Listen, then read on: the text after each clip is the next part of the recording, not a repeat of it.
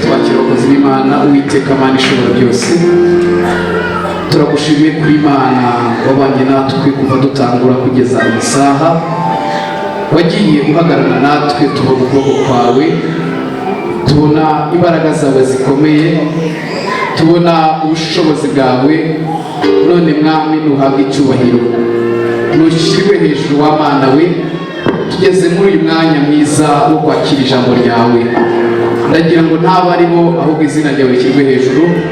Uyu mugaragu wawe Viateur, ndagira ngo ubushobozi bwe Mwami wanjye bumubeho, umukoreshe kuko uri Imana yuzuye ubuntu. Ni mu izina rya Yesu. Anaweza, anaweza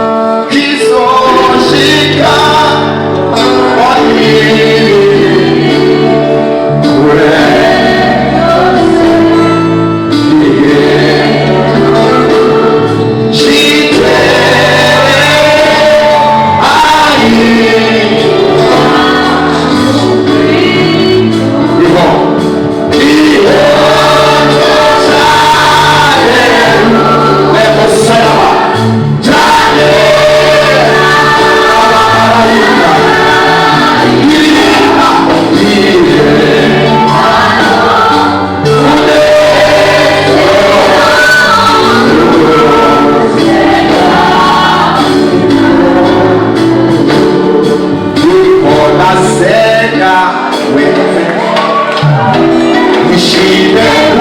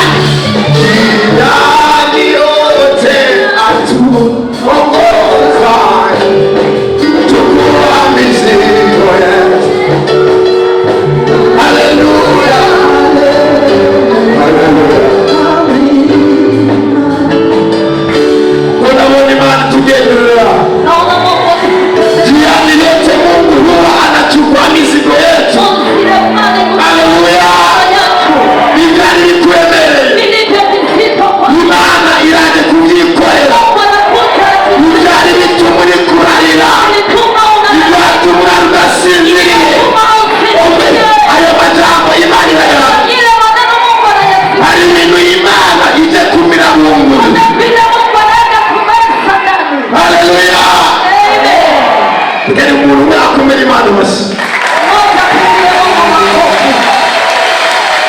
Usiache Mungu saipite bila kutenda. Usiache Mungu saipite. Nisegeshe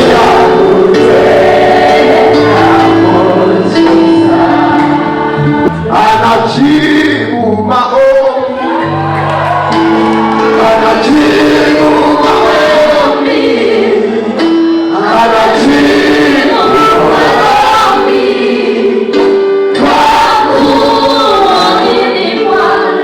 Anajibu, anajibu maombi.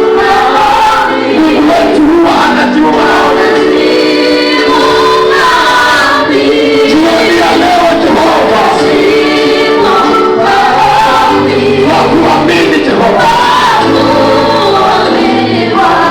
kwenye kanisa la Radha inajibu maombi. Wewe unajibu maombi, unajibu maombi yetu Baba.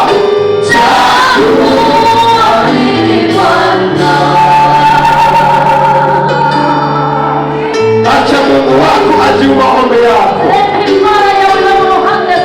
Kuna mzigo ambaye ulikuwa nao, leo kuna majibu hapa. Haleluya! Ni Imana ikomera amashyi, ni Imana yishyura amasengesho, iyo Mana irishyura. Imana nikangwa ukarabaye hanyuma Imana nikangwa ngo biracitse, oya hanyuma Imana nikangwa ukarabaye, nikangwa nibyo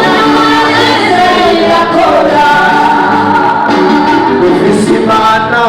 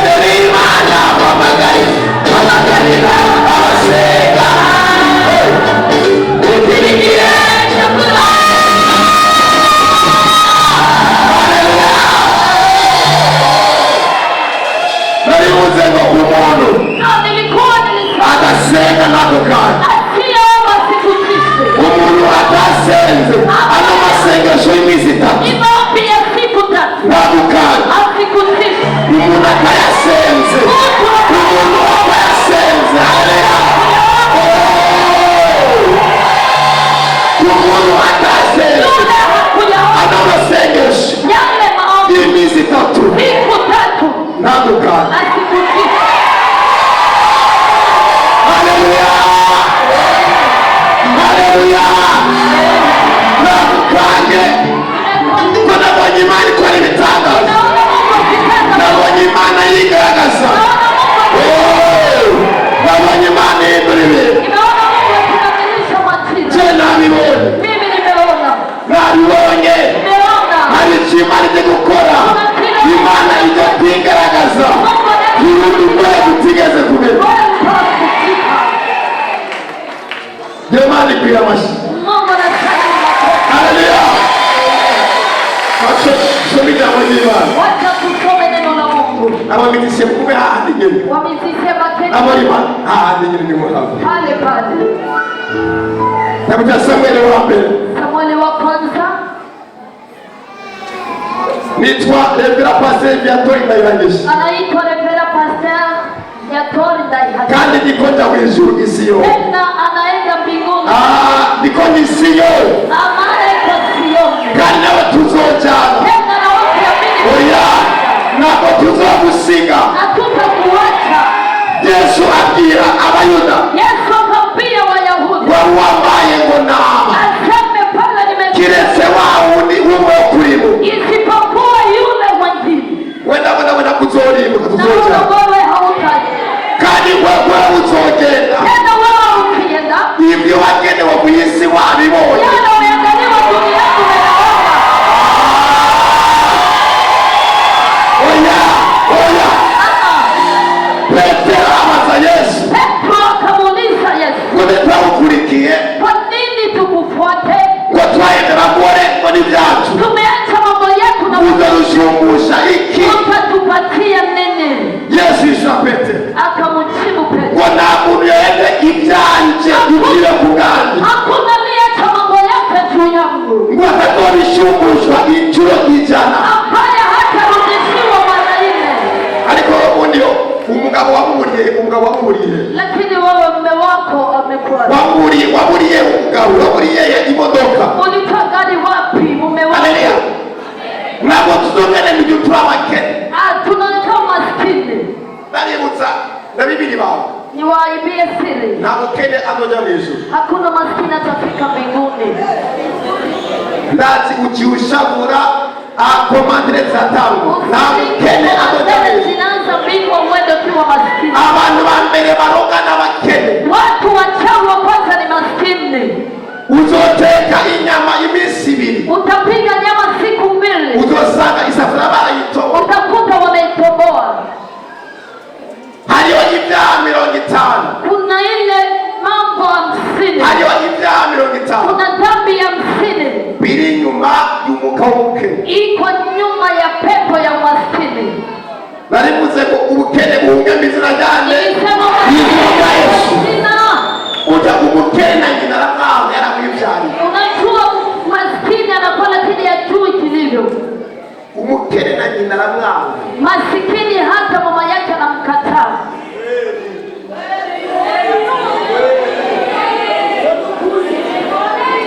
Mwana wangu unakumbuka kutunga. Aseme mtoto wa kwanza anakumbuka panda. Uzokumbuka kutunga imikono wazi nani kilo cy'umuceri nani mu. Wewe panda una kitu mkononi hata kilo cha mchele. Uzobaze neza Isaka. Uulize vizuri Isaka.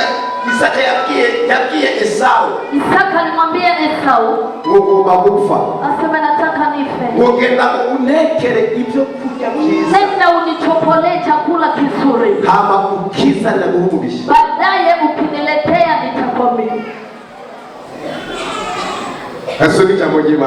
Tunasoma na neno ya Mungu. Baanza kukomenya masimano mashi. Pigia masimano makofi Bwana. Haleluya. Amen. Kitabu cha Samueli wa mbere. Samueli wa kwanza.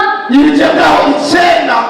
Sura 9. Umekuwa 19 ndio wa mbere wengine. Mstari wa 19 hadi 20. Aravuga Samueli aramwishura. Atereka ni jewe nyene kamenyi. None hoji tuje kumpinga y'umusozi kuri uyu munsi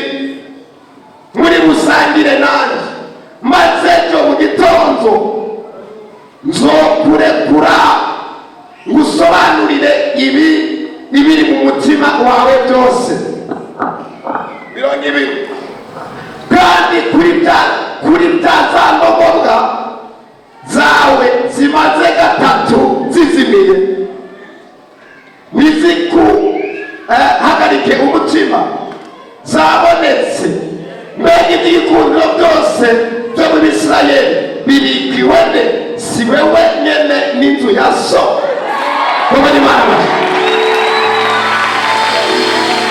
Imana yabwiye ngo reka guhagarika umutima. Mungu ananiambia wacha kusimamisha moyo. Inyishu y'ikibazo cyawe yabonetse. Haleluya. Amen. Reka guhagarika umutima. Acha kusimamisha moyo. Inyishu y'ikibazo cyawe yabonetse. Jibu ya mahitaji yako yamepatikana. Hano niko ndabona umuntu umwe Ninaona mtu mmoja alikuwa kile. Hano waje kwa bamenya. Pale ambapo nienda kwa muda. Hapa umekuja kwa nabii. Haleluya. Amen. Waje kwa bamenya.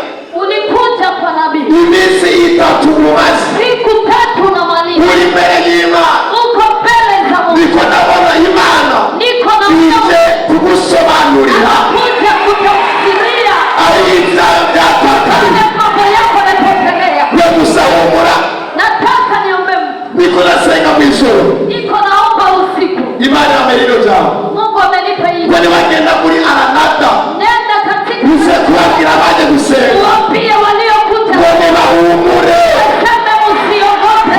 Bahumure. Msiogope. Nibyo bariko bararondera. Byabonetse. Oya byabonetse. Bari kubapakaza. Oya byabonetse. Imepatikana. Byabonetse. Imepatikana. Byabonetse. Imepatikana. Hari ibyo watakaje. Kuna vile umepoteza. Watakaje umunezero. Umepoteza. Watakaje umugabo wawe. Umepoteza mume wako. Anabonye abagore 13. Naona wanawake 13. Babana n'abagabo mu nzu. Wanaishi na waume ndani. Ariko basa n'abadahari. Lakini wanakaa kama hawako. Haleluya. Amen. Oya nabo mufisi. Hamuna. Ariko abamutakarije. Lakini wala ambao. Imana ije kumuzana mu izina rya Yesu. Oya ije kumuzana. Awatakarije umugabo wawe. Awatakarije abana bawe. Senda muri Imana imuzana.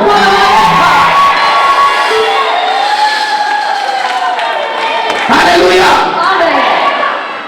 Hari mama yifuza umukundane. Kuna mama ambaye mnapenda. Yifuza umukundane, mukundane murabuzi. Umukundane murabuzi. Mama mnapenda. Uraushaka. Haleluya. Amen.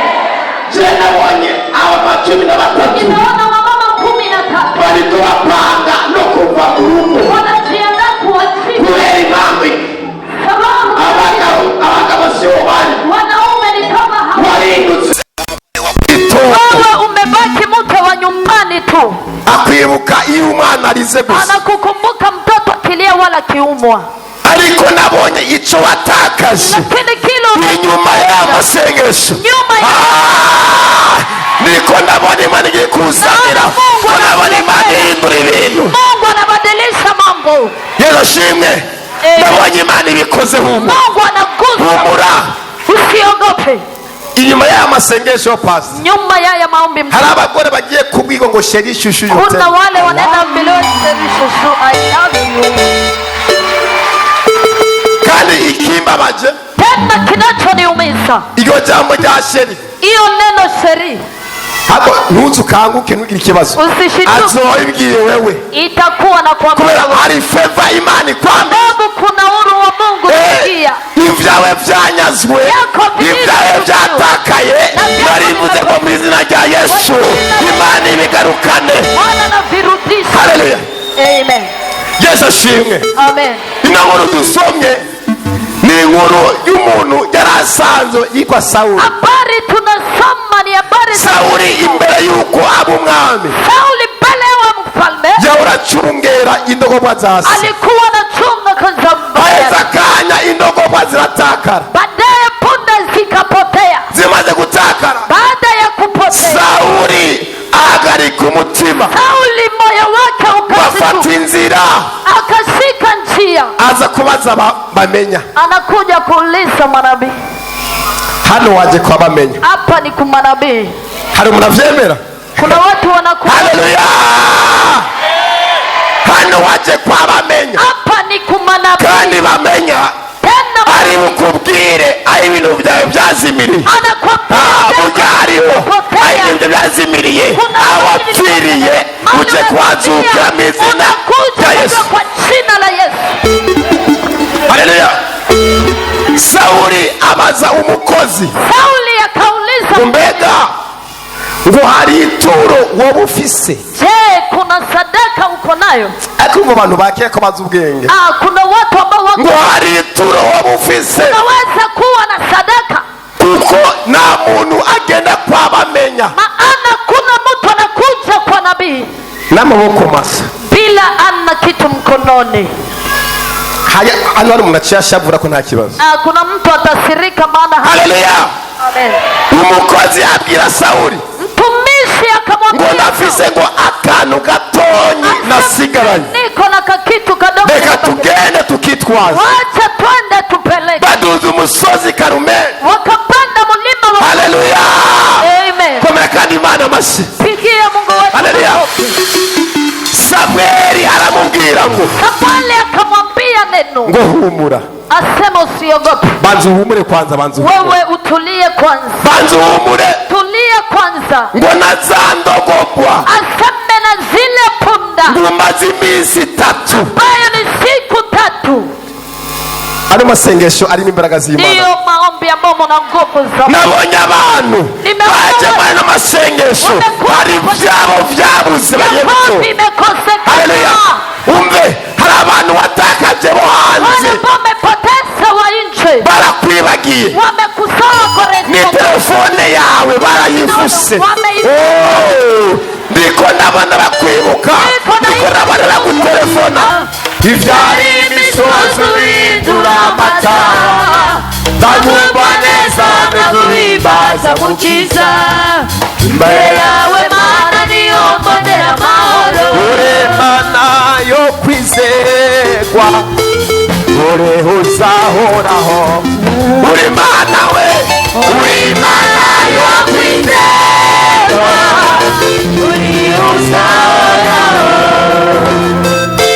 Nakacuko kuhenuka nava kakugaragaraho. Uri Mana we, uri Mana yo kwizerwa, uri uzahoraho. Uko wahoze kera n'uyu munsi nikore. Uri Mana we, uri Mana yo kwizerwa, uri uzahoraho. Uzahoraho, uri uzahoraho, uri uzahoraho, uri uzahoraho, uri uzahoraho, uri uzahoraho, uzahoraho, uri uzahoraho, uri uzahoraho, uri uzahoraho, uri uzahoraho, uri uzahoraho, uri uzahoraho. Haleluya. Yo Mana ni kubigenza neza. Mungu anaenda Tugiye gusenga Imana. Tunaenda kuomba Mungu. Yesu ashimwe. Hari imitwaro 3 wazamwe ku musozi. Kuna hitaji 3 umepanda nayo mlimani. Hari kibanga rimwe. Lakini ni siri moja. Hari ibanga. Kuna siri. Sauli yazamukanye ituro. Alipanda na sadaka. Oya, hano ndazi mwatana amaturo menshi. Mumetoa sadaka nyingi. Ibyo ndabizi. Ninajua sana. Haleluya.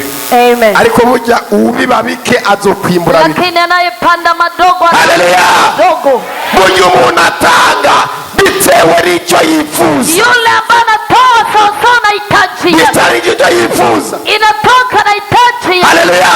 Amen. Ariko Sauli abaza umukozi akauliza nabii uko na nini ufisiki. Kuko mategeko nta muntu agenda kwabamenya. Sheria hakuna mtu anaweza kwa nabii mikono wazi. Haleluya. Amen. Yesu ashimwe. Ati ati mfise duke mfise gato alikuwa na ndogo, mfise gato gusa ni niko na gato kadogo ariko kadogo tu, tugende lakini twende tu. bamaze kugenda Walipokwenda Samweli afukamye Samueli ngo yaciye abona ngo ahantu indogobwa zabo zazimiye aliona sehemu punga zao zimepotea. ahijayo byazimiye sheri wawe yarazimiye Mume wako amepotea, sheri yarazimiye mpenzi wako amepotea, wazimije umwana umepoteza wazimije akazi umepoteza wazimije ubwenge umepoteza kitu. warize ko na diplome nuzi naho bayitaye Au hiyo diplome yabuze sehemu naho wametupa, utorewe nuza hiri au hiyo sehemu ilipo wazimije igikundiro umepoteza kitu. haleluya Amen. ariko ngo Samweli amaze gusenga Lakini Samueli alipoomba, Imana ihishura Mungu akafunua aho ibyo byabohewe mahali mambo yao ilipo. ibyawe byabonetse Vyako vitapatikana, oya ibyawe vya byabonetse kwako vitapatikana, ibyawe byabonetse vya kwako iyo mariage yabonetse inyuma y'iminsi 3 ibyawe byabonetse vyako vimepatikana.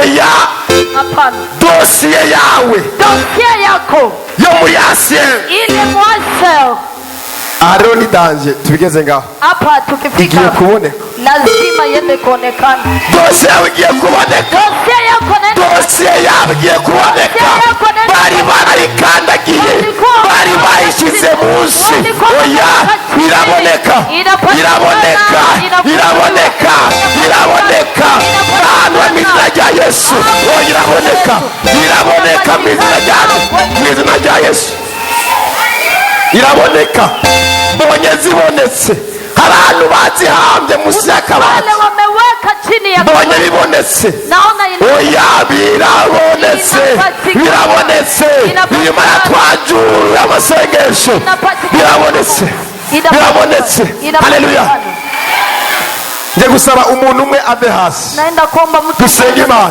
tuombe Mungu. hamaze guhamagara mu kanya umukozi w'Imana umuhanuzi Imana yaduhaye Nabii Mungu ametupa. haleluya Amen. Imana yanyeretse kare Mungu ame- mbona ariko arasenga isengesho Naomba maombi. byatura ku bantu b'Imana nica mbona ibyo batuye biciye bibaho kanya Ambao wametabiri vina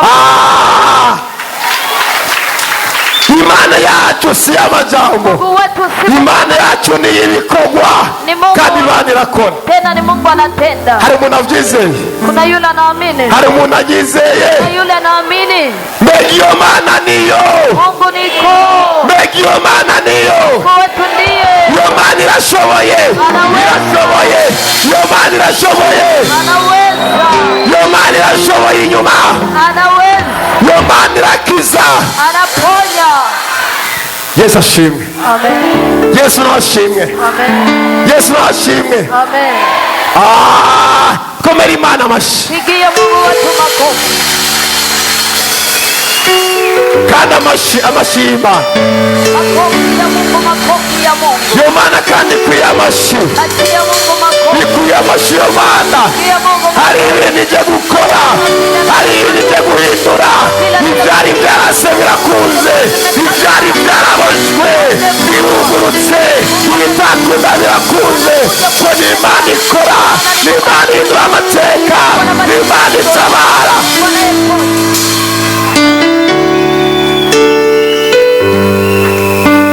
urakwicyubahiro mwana Unastahili sifa. iyo Mana ni nziza Mungu ni mwema. iyo Mana ihindura amateka Mungu anabadilisha historia. nagiye mbona Imana itabara Naona Mungu ndiko akifanya. ndabona Imana ikubohora Naona Mungu ndiko ndabona Imana igutunganya ndiko ndabona ibyawe aho byabohewe munsi ya ryabuye aho byabohewe munsi ya cagiti aho byabohewe munsi ya y'amazi inyuma y'iminsi 3 hari kiri Imana ikoze Mungu anafanya kazi.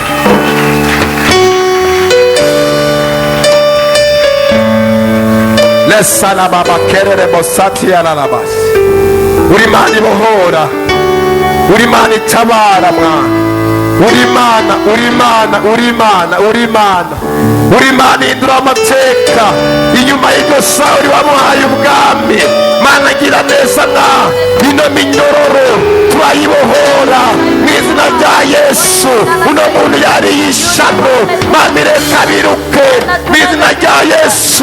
hari icyo wakora inyuma y'iminsi 3 mana wabohora mana watabara ibyari biboshwe bibohoke mwami uno mukobwa batwaye ubugeni bwiwe mana namusengeye mu izina rya Yesu bohora ibyiwe n'abiwe mwami urakoze mwami mana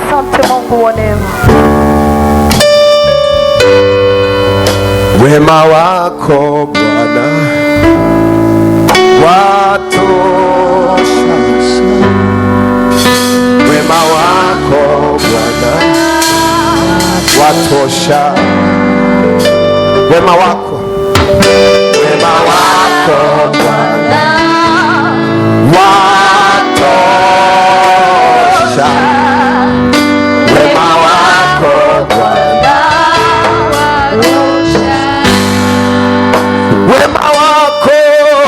wema wako watosha, Baba setekele bosayaba, wema wako watosha,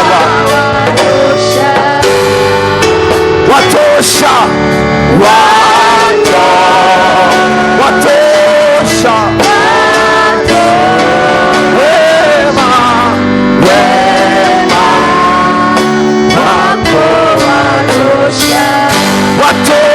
watosha, watosha, watosha, wema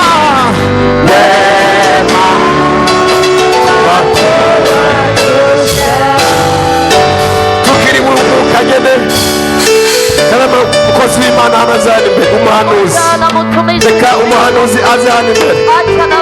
Haleluya, hari icyo Imana igiye gukora. Haleluya, Imana yambwiye ngo wandike imitwaro 3. Byantangaje, nasanze nawe yarabigiwe n'Imana. Andika imitwaro 3 ubona ikomakomeye kandi ntiwicinye. Namba wizereye indege uyandikemo.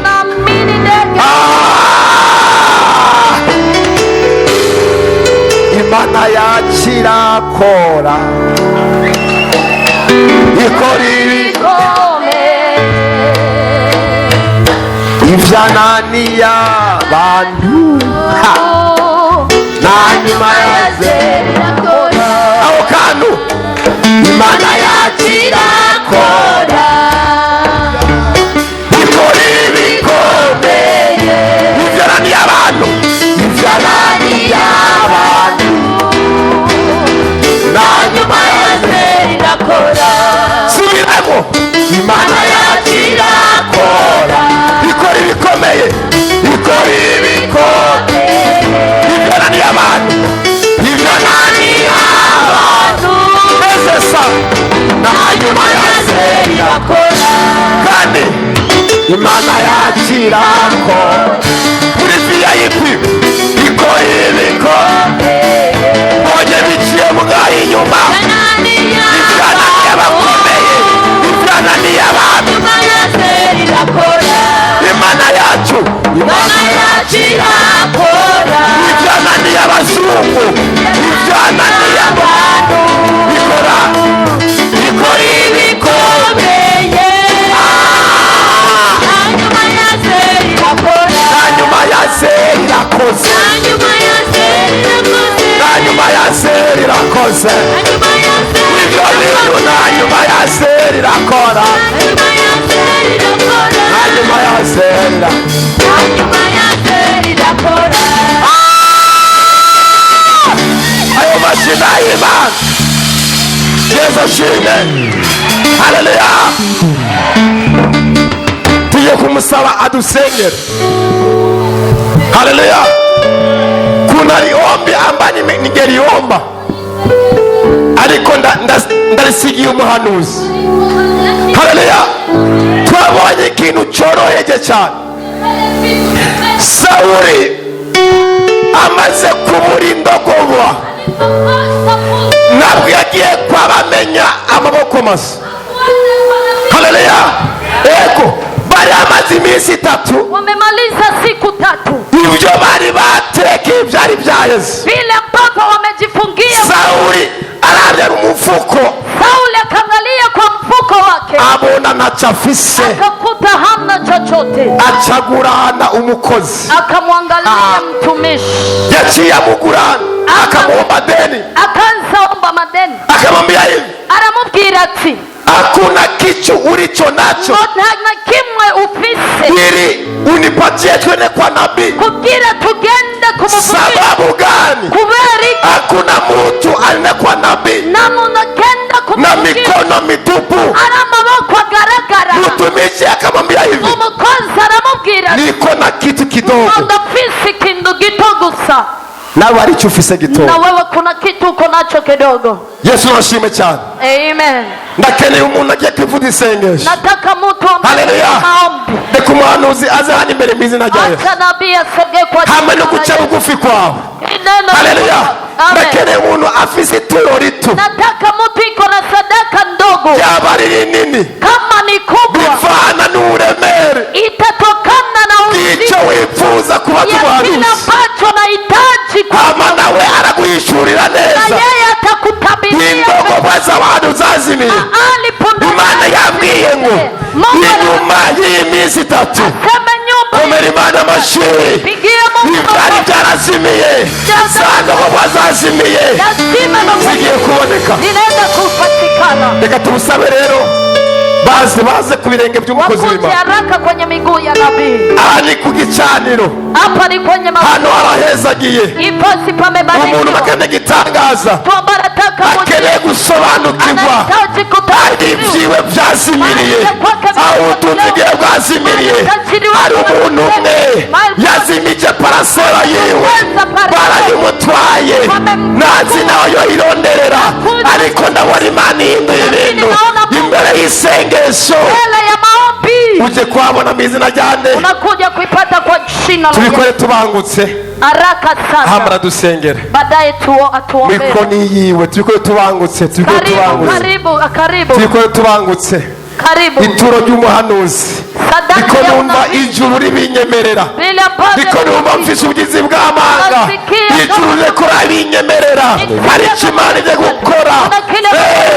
Wapfishije ubukwe inshuro nyinshi, ibyawe byaraze inshuro nyinshi, niko ndabona Imana ihindura ibintu. Inyuma y'iminsi 3 nataka siku tatu. indogoba zaboneka, Funda zako indogoba ziraboneka, ibyawe byatawe urabibona, abana bawe baragaruka, ubutunzi bwawe buragaruka, imodoka yaragutwaye. Niko nabona hano hari umuntu bahaye ikago y'imodoka, inyuma y'iminsi mike baca barayimwaka.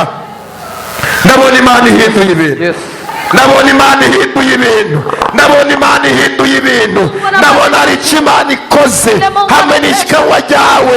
Ishikanwa ryawe uzanye ku muhanuzi inyuma y'iminsi 3, siku 3 hari icyo Imana ikoze. kuna kile Mungu anafanya. Urakw'icyubahiro mwana, Unastahili heshima Mungu. reka ubikore wihuse. Ifanye kwa uharaka. Ushatse wona kwandika, ushatse wona kwandika sheke, Imana yabikora. Ryaba ituro rike kandi iryo turo inyuma kuza gusengerwa, nawe urisengere. Na wewe uliombea. Nesaya basa tohora mani, kora ibidasanzwe mwana, Fanya mambo kora ibidasanzwe inyuma y'iminsi 3, kora ibidasanzwe inyuma y'iminsi 3, Mana wabohora inyuma y'iminsi 3, Mana wakiza inyuma y'iminsi 3, ino visa yaboneka inyuma y'iminsi 3, ino mariage yaba inyuma y'iminsi 3, wahindura amateka ibyavuye byazuka. Thank you God. Nyuma y'iminsi 3 mwa, hari icyo wakora, hari icyo wategeka. Nyuma y'iminsi 3 ibyavuye byazuka, nyuma y'iminsi 3 ibyanuka byamota. Nyuma y'iminsi 3 mwa, nyuma ya siku 3. thank you God.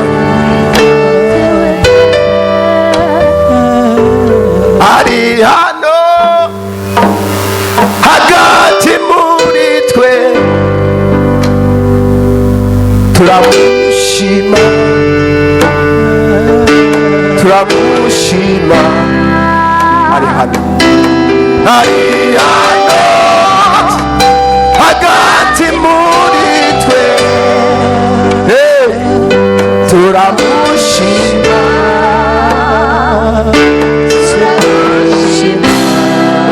arakora ibitangaza kandi ashize masezerano mucyo ahantu mwijimye arakora ibitangaza kandi ashize masezerano mucyo ari hano hagati muri twe Esaya baba turamushima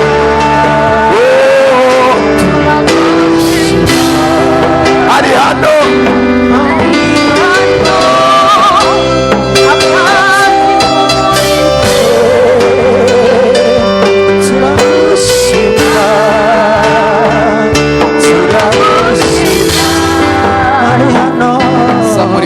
cyawe hejuru inua mikono yako abantu bicaye bave hasi Mungu tunainua abantu bicaye muve hasi wanaokaa munaweza mukainuka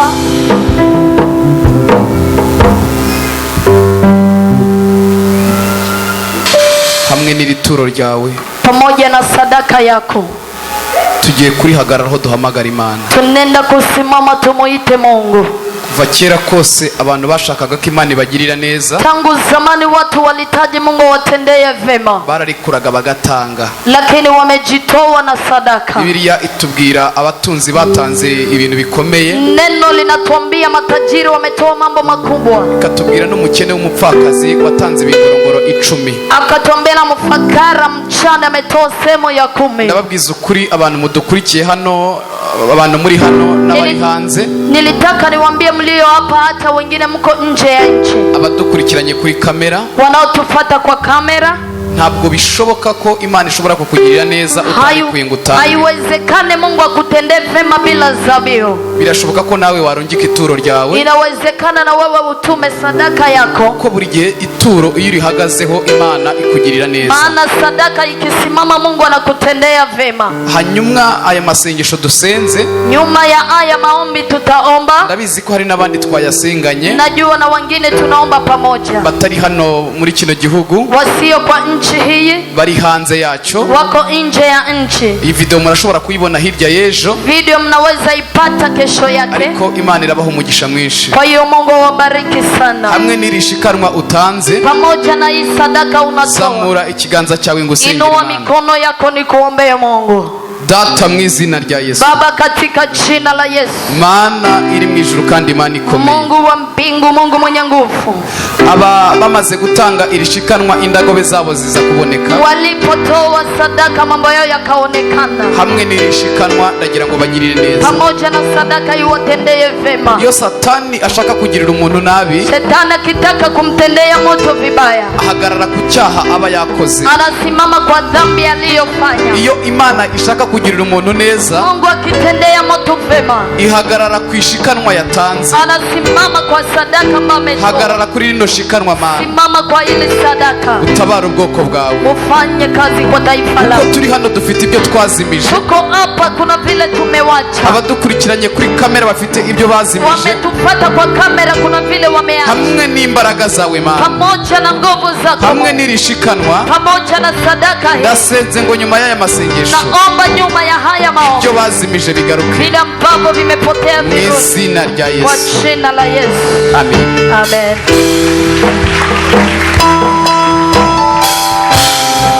ndashobora gusaba unakanyugariraho gatoya Nilitaka niwaombe kitu kidogo munyugarire hari gatoya turi mu mwanya wo gusenga. Nisaidie tufunge pale, ni muda wa maombi. Abarwayi mwitegure tujye kuze mu mwanya wo gusenga Imana. Wagonjwa tunafika muda wa kuomba. Aya masengesho y'iminsi 3 tugeze ku musozo. Maombi ya siku 3 tunamaliza. Kandi ndabizi neza ko Imana ikiri kumwe natwe. Ninachoamini Mungu yu pamoja nasi. Mbwirira mugenzi wangu mubwire ngo felicitation. Ambia mwenzio ongera sana. Mubwire uti kuba ushoje aya masengesho Imana ishoje ibibazo byawe. Maombi unamaliza pamoja na Mungu. Mubwire ngo ibibazo byawe birarangiye. Mwambie shida zako zinaisha. Hari ibibazo warumazemo igihe. Ulikuwa na shida muda mrefu. Hariho n'ibibazo byari byimirije imbere yawe. Kuna nyingine shida imejificha mbele. Byose Imana irabirangije. Zote Mungu amemaliza. Imitego bari bateguye imbere yawe. Mitego wameandaa mbele zako. Wendaga kuzagwamo ikakugirira nabi. Ingewezekana unguke ndani uwe vibaya. Imana irayiteguye. Mungu anaitegua. Aho hantu iyo mitego yarishinze. Mahali mitego imeandaliwa. Uraza kuhabona ko hari iyo mitego. Utapaona kwamba hiyo mitego ilikuwa. Zina ry'Imana yacu rihabwa icyubahiro. Amen. Imana yavuganye nanjye ijambo rikomeye. Mungu amenambia neno kubwa. Yambwiye ngo abantu bari bazi ko nabibagiwe. Amenambia watu walijua. Ariko ntabwo Imana yabibagiwe. Lakini Mungu hakusahau. Imana yambwiye ngo yari ikikwibuka. Mungu amerudi kumbuka. Ntugire ngo yari yagusize wenyine muri kiriya kibazo. Usifikire kwamba amekuacha kwa hiyo shida. Imana yari ikikwibuka. Mungu bado anakukumbuka. Nabonye hariho abantu bamaze igihe kinini mu bibazo. Nimeona watu wengi kwenye shida. Ariko mu kanya isase mbona baratunguranye. Lakini kwa dakika ndogo nikaona wanasaidiwa. Mbona baratunguranye. Naona wanasaidiwa. Mbona habayeho komantere ariko ndabyihorera ntako. Naona watu wanaongea lakini nabonye hari abantu barimo barakora komantere ku buzima bwawe. Naona watu wanaongea juu ya nabonye Imana ihindura amateka ku buzima bwawe. Naona Mungu anabadilisha historia kwa maisha yako. Abantu baravuga ngo ashobora kuba gikuzimu cyangwa se n'Imana. Inawezekana nashuka kuzimu ama ache. Ubundi iyo umuntu atanguye adandaza gahoro gahoro akazagira akunguka. Mtu akichuza baadaye anapanda kidogo. Abantu barabyitegereza bakabona ni ibintu bisanzwe. Watu wanamtizama si kawaida. Ariko iyo umuntu atunguranye akagira iduka rinini. Lakini ukiwa na duka atarigeze agira gatoya.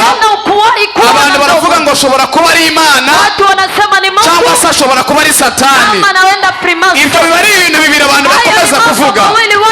Ndabona nyuma y'aya masengesho. Nyuma y'aya masengesho. Bagiye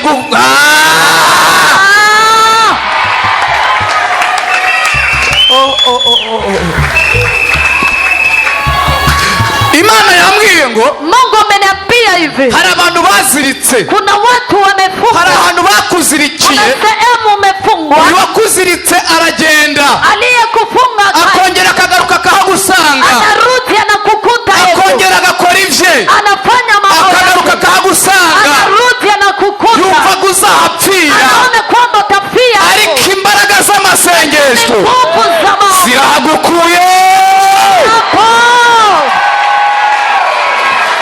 Hari abantu bakwitegereza. Kuna watu wanakutizama. Bakavuga ngo azagume mu kwaka pike. Wanasema baki pike. Hari abantu baguziritse. Kuna watu baravuga ngo azagume mu bushomeri. Wanasema baki pike. Hari abantu bakuziritse. Kuna watu baravuga ngo ntuzubake urugo. Wanasema usijenge. Hari abaziritse urugo rwawe. Wale wamefunga nyumba yako. Kandi n'abantu mubana. Ni wale mnaishi. Abantu bari hafi yawe. Wako karibu yako. Buri gihe iyo bari mu vyabo baragaruka bakakwitegereza. Bagasanga uracyari muri bwa buzima. Bagasanga uracyari hahandi. Nyuma y'aya masengesho nibajya ku kazi nawe barabona mujyanye.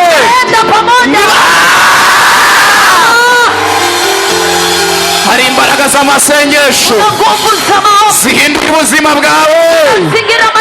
Iyo nda yawe irabohotse. Ubuzima bwawe burabohotse. Indwara wari urwaye irabohotse. Uhagurutse ahantu bakuzirikiye. Aya masengesho Imana igukora igitangaza. Olabasavene morabatayaze. Lame anda bezevoya. La pebo savedeya. Olemosa inga dekolebo. Samuri biganza byanyu. Ebo inuwa mikono yako. Umugabo wawe amaze kugera mu birometero n'ibirometero. Mume wako amefika kilomita na kilomita. Yamaze kugenda. Ameenda kabisa. Nubwo ubona mubanye. hata kama mnaishi, ariko hari ukuntu ufite kumwikeka. lakini kuna jinsi unajimwazia. Kari akantu gatuma umwikeka, Kile kinatuma unajiwaza Satani yamaze kumugutwara. Shetani amesha mkuchukua. Uyu muhabara wamutwaye, Huyu habari amemchukua, ntabwo ashoboye gusenga, hawezi akaomba, ntabwo azi kwisonzesha. ajue kufunga.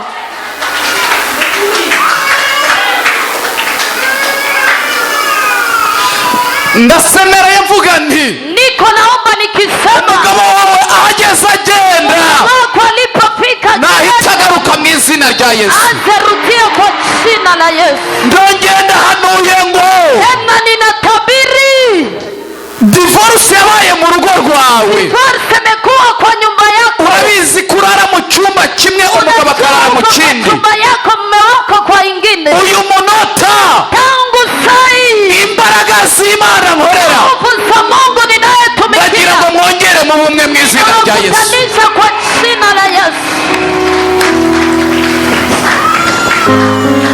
Numvise ijwi rimbwira ngo ntabwo biri bwongere, Nasikia sauti nasema itarudi. ntabwo biri bwongere, Havitarudi. ntabwo uri busubire kurira, Hautalia tena. ntabwo uri busubire kubabara, Hautaumia ntabwo uri tena. busubire kumererwa nabi, Hautakuwa vibaya. kuko Imana yumvisha Maana amasengesho. Mungu amesikia maombi yako.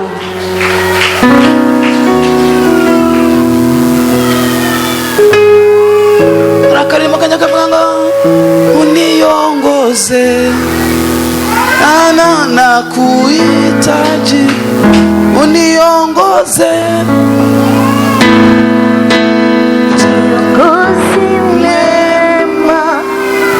Moyo wangu nakuhitaji. turirimbire. Hagira umuntu wicara, turimo turasenga. Ndiyo tutafika tunaomba. uniongoze, bado nakuhitaji, Zamura amaboko yawe. uniongoze Yesu, kiongozi mwema, moyo wangu nakuhitaji, niongoze nivuke salama, Mungu wangu uniongoze. Ulisema naposhindwa nikuite, hivi leo nakuita nisikie, usiende mbali nami, usiondoke peke yangu, Mungu wangu. Karabasarabashara Baba, ulisema naposhindwa Yesu nikuite, hivi leo nakuita,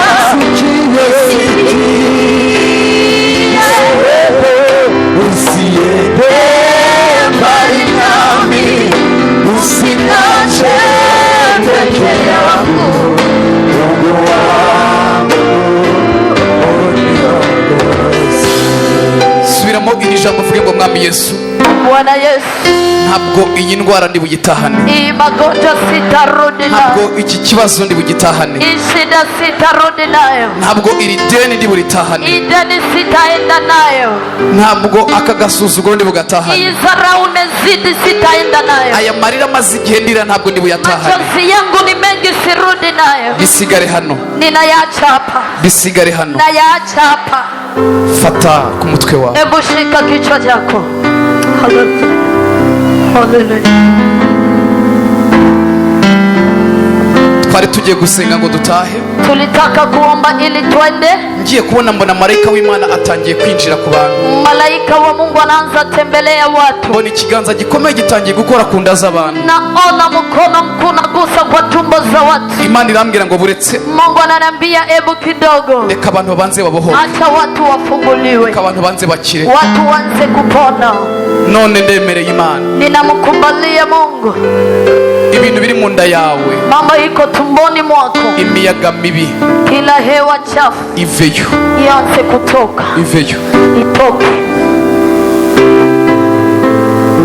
imiyaga iri mu nda yawe, kila hewa kwa tumbo lako, protokole mwegera abantu hariya, ibintu biri mu nda yawe, kila vilivyo tumboni mwako. ndimo ndabonamo umuntu ufitemo ibintu byaboze. Naona mtu wako na vitu vimeharibika. Ibi bintu ni ibivyimba bakuroze mu nda yawe, ni mavimbe umerogwa kwa tumbo yako.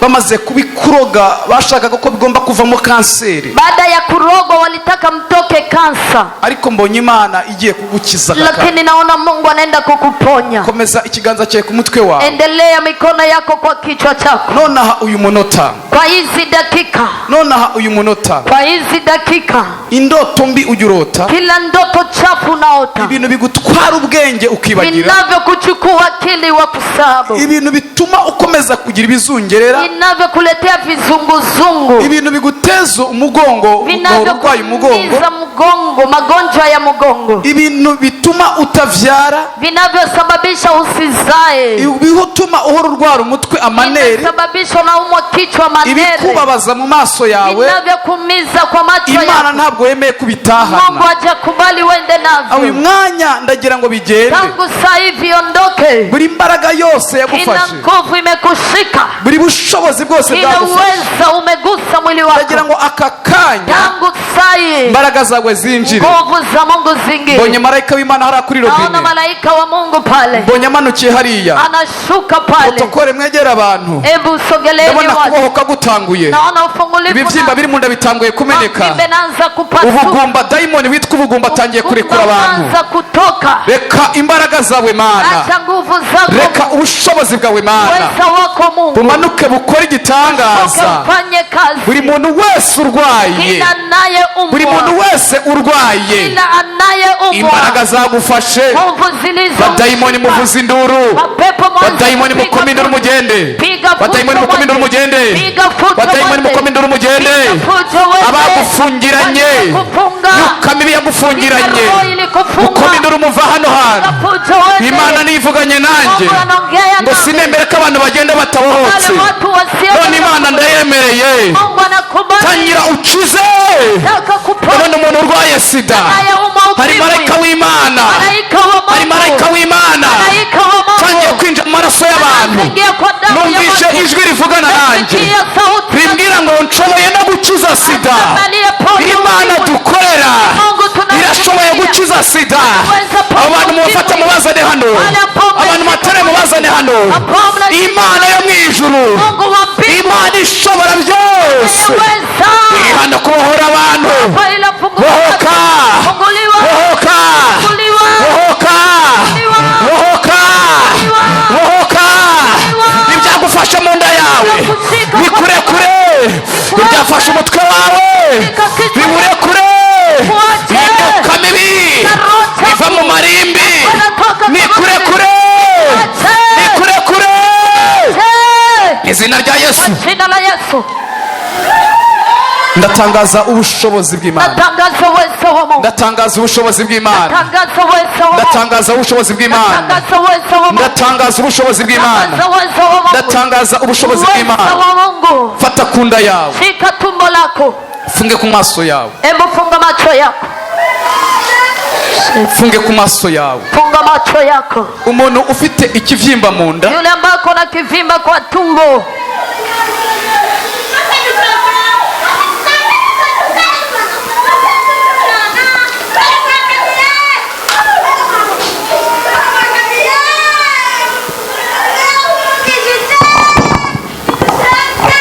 zamura amaboko yawe, inua mikono yako. fatisha ku nda yawe, Hebu weka kwa tumbo lako. ufunge ku maso yawe. Funga macho yako. nimvuga ngo ikivyimba kiramenetse, Nikisema kivimba kimeripuka, umuntu ufite ikivyimba mu nda anaye kivimba tumboni ntabwo ari bubashe kuguma ahagaze. hata simama tena. rambika ikiganza ku nda yawe. Inua mkono wako kwa tumbo. umuntu ndi buvuge ngo ikivyimba kiramenetse, Nikasema kivimba kinapasuka, ntabwo ari bubashe gukomeza ahagaze, hata simama tena, arahita yinaga hasi. atanguka nicyo chini. kibikubwire ko mu nda harimo ikivyimba. Hicho kitakuonesha na fata kivimba. ku nda yawe, Shika tumbo lako. ufunge ku maso yawe. Funga macho yako. data mu izina rya Yesu, Baba, katika jina la Yesu, ni wowe Mana ijya ibasha kumena ibibyimba abaganga batakoze, unayeweza kuvunja vivimbe kwa tumbo, ni wowe Mana ijya ibasha gukiza ibibyimba abaganga badakoze. ni wewe unayevunja mambo ya waganga wawezi. None ndi hano mu mbaraga zawe Nasimama katika uwezo kugira ngo wako, bimenyekane kuri Imana, ili julikane wewe ni Mungu, kugira ngo bimenyekane ko ushobora byose. ijulikane unaweza Uyu yote. muntu ufite ikibyimba mu Huyo nda ambaye kona kivimbe gishobora kwa kuba tumbo, atari kimwe, inaweza kuwa sio, bishobora kuba ari byinshi. inaweza kuwa nyingi. Iki kibyimba kiramenetse, Hii kivimba iki kipasuke, kibyimba kiramenetse. ipasuke. Wakibyimba we uramenetse, Kivimba pasuka, wakibyimba we uramenetse. Mwegera abantu hariya. pasuka. Wakibyimba we uramenetse. Mwegera abantu hariya muri sari ya kabiri. Wakibyimba we uramenetse. Vimba pasuka, Wateruye mubazane. Wakibyimba we uramenetse. vimba pasuka, Birimo biraturagurika. Wakibyimba we uraturaguritse. vinatoka, Ndakumenye, kuvunja, ndakumenye. kuvunja, Va muri iyo nda, toka kwa hiyo, va muri iyo nda. toka kwa tumbo, Vamo. toka, Wakibyimba uramenetse, toka kivimba na uramenetse, unapasuka, uraturitse, unapasuka, uraturitse. unapasuka. Mu izina rya Yesu, Kwa jina la hariya Yesu, kuri robine muzana undi wala muntu. kwenye bomba, Wakibyimba uraturitse, wala kivimba na uraturitse. napasuka. Ntabwo kanseri igomba kuba. Kansa ita- Muzane hano nawe, muzane hano. Mulete. Ntabwo kanseri igomba kuba mu nda yawe. Kansa itakushika. Ndanze kanseri mu nda yawe. Nakataa kansa.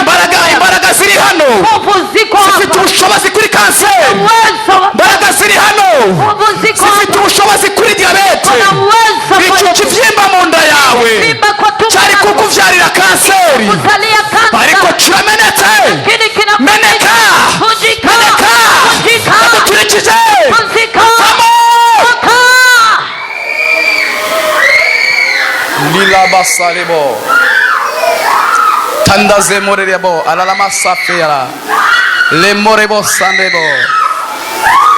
Ndimo ndumvira ijwi ry'Imana yavuganye nanjye. Nasikia sauti ya Mungu. Ntabwo Imana ishaka ko abantu bataha bakiboshye. Mungu hatakubali watu waende ni wagonjwa. Ntabwo Imana ishaka ko abantu bataha bakiboshye. Mungu hatakubali watu waende Buri wana. wese arabohoka. Kila mmoja atafunguliwa. Umuntu urwaye asima, Anayeumwa asma, asima ni kurekure. asma ikuache. Genda, Nenda, asima ikurekure. asma ikuache.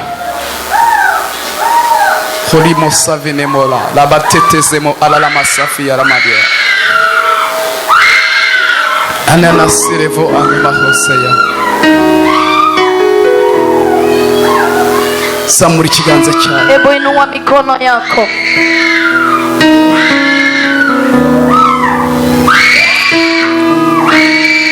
Ndabona umwana w'umuhungu mu nda yawe. Naona mtoto wa kiume kwa tumbo lako. Nubwo wavuze ngo ntabwo uzavyara. Hata ulisema Aya hautazaa. masengesho Haya maombi. Imana ishyize umwana w'umuhungu mu nda yawe. Mungu anaweka mtoto wa Hariho kiume umuntu kwa mbonye tumbo lako. wakiriye inda y'amahasa. Naona mwingine anapokea mimba ya mapacha. Akira! Pokea. Haleluya. Akira Imana. Pokea.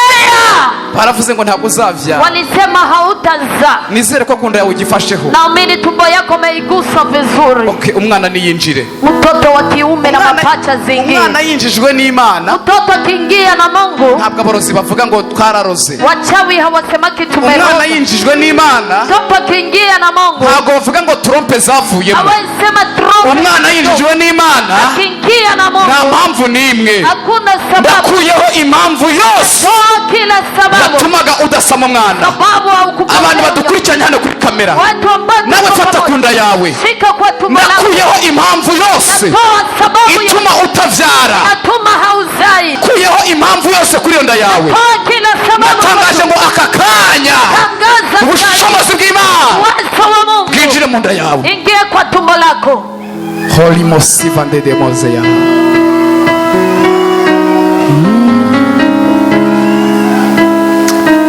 Mana uri mwiza.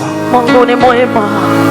Haleluya. Ni ijambo numvishije ngo bose Ni neno nimesikia wote abantu bari barahagaritse amashuri ambao batabishaka walisimamisha masomo bose basubire ku ishuri. wote warudi kwa Bose Imana ibaciriye inzira. wote. Mungu anakaa Bose Imana ibagiriye neza. anawakatia. Aya masengesho Imana ikozemo ibikomeye. Amen.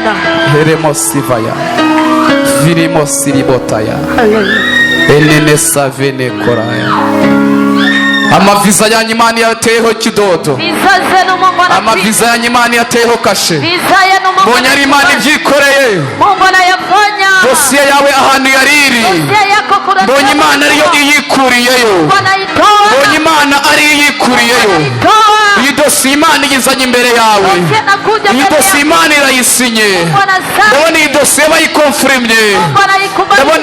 Ndabona bikunze. Bali.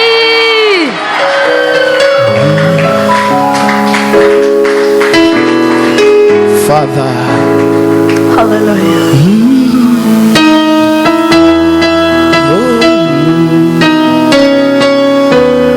you are Yahweh, Alpha and Omega.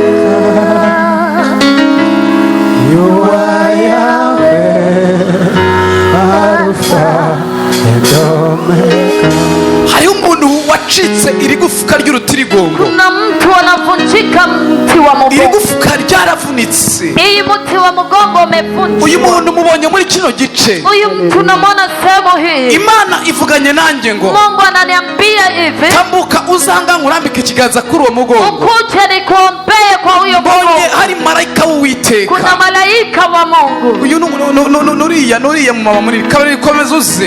Wewe njoo Mbonye mama. hari marayika w'Uwiteka. Kuna malaika wa Mungu. Koze kunda yawe. Anagusa kwa tumbo lako. Koze kunda yawe. Anagusa tumbo lako. You are Yahweh, Alpha and Omega. You are Yahweh, Alpha and Omega. You are Yahweh. You are Yahweh. Hey, you are Yahweh. You are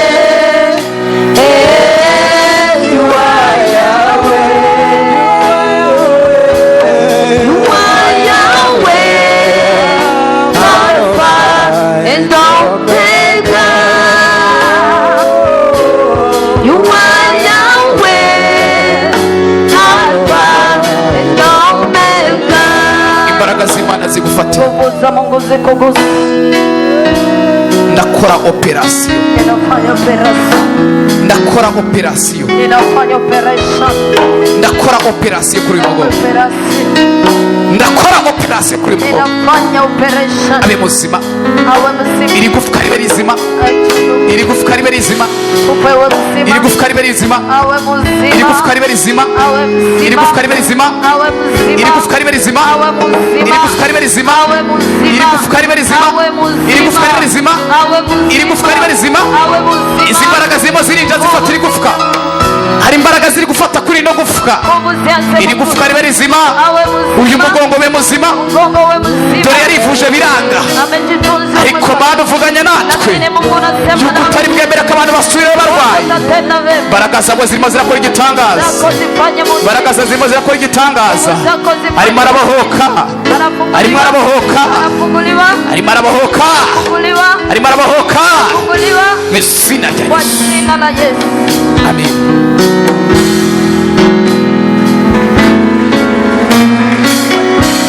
Mama, Imana irakubohoye. Imana iragukishije. Nugera mu rugo mu muryango aho winjirira uvuge ngo ibintu mwateze muri uyu muryango yale mbao mmenitega kwa mlango byose bitaye agaciro. yote Uzunguruka urugo rwawe vinazunguruke walako uvuge ngo imbaraga z'abarozi useme nguvu za ibintu kichawi mwatavye iwanjye vitu ambavyo mmeweka byose bitaye agaciro. vyote vinapoteza. Imana iragukishije. Mungu Sura anakuponya. mu kibanza cyawe. Rudi nafasi yako. Mumwegere mumufashe.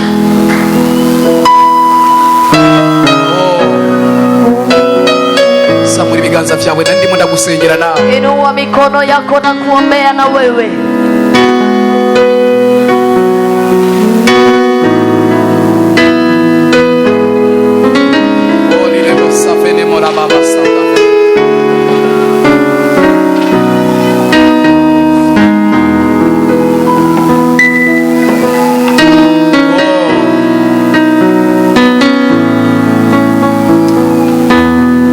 Mwami Yesu, Bwana Yesu, ni wowe unyiza, ni wewe unyiza mwiza, ni wowe umbohora, ni wowe umbohora, ni wowe untabaye, ni wowe untabaye. ibi biganza byanjye Ibiganza byanjye byuzuyemo ubukene, byuzuyemo ubukene, byuzuyemo ubukene, byuzuyemo ubukene. amafaranga mperuka kwakira, Nta mafaranga mperuka kwakira, nta mugisha mperuka kwakira, nta mugisha mperuka kwakira. bizamuye imbere yawe. Bizamuye imbere yawe.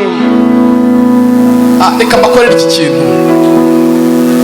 reka mbakorere iki kintu kimwe. Wacha niwafanyie hiki kitu kimoja, kandi iki kintu kiraza kuza kubabaho. tena kitakuwa kwenu. Hariho abantu benshi batemera abakozi b'Imana, Kuna wale ambao wanaandaa watumishi wa Mungu, ariko iki kintu ninkigukorera ukabona kirasohoye, lakini hiki kitu kikitoka biraza gutuma wemera Imana. itasababisha naamini Mungu.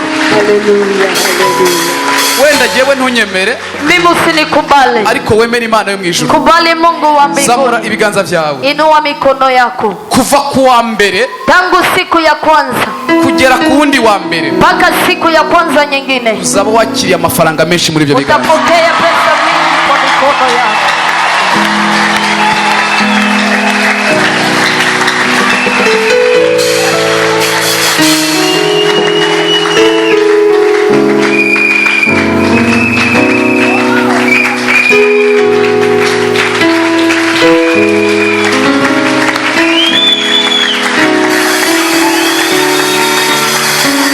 Uyu mumama ufite umwana urwaye, Huyu mama iko na mtoto ni mgonjwa, uyu mwana wawe urwaye, umekuja mtoto ni nugera mu mgonjwa. rugo Ukifika nyumbani, urambike ikiganza ku mutwe we, weka mikono kwa kichwa uvuge yako, ngo nkuyeho imbaraga. sema ninatoa Ibyo nguvu. biganza byawe byatuyeho imbaraga Hiyo nyinshi, mikono yako na yandalia baraka, byatuyeho ubushobozi bwinshi, natabiri nguvu mu mingi izina rya Yesu. kwa jina la Yesu. Amen. Amen. Ntabwo ukirwaye, Imana yagukijije. Na Mungu amekuponya. Ntabwo ukirwaye, Imana yagukijije. Wewe si mgonjwa, Mungu Imana iha anakuponya. umugisha kandi Imana ibagire Mungu neza. akubariki tena kutendee vema. Imana iha umugisha abari badukurikiye kuri kamera. Wanaotufuata kwa kamera, Imana iha umugisha abaje muri iki kibanza. Mungu wabariki waliokuja. Turashoje, Tunamaliza, tujye gusengana Imana. tunaenda kuomba pamoja. Birashoboka ko zamura amazi wazanye, Inua maji ambayo umeleta. abaduteze abadukurikiranye hano namwe mufata amazi mu bibanza murimo, Unaotufuata kwa kamera, inua maji tuyahezagire, tumara kuyahezagira mu yandi. tuyabariki.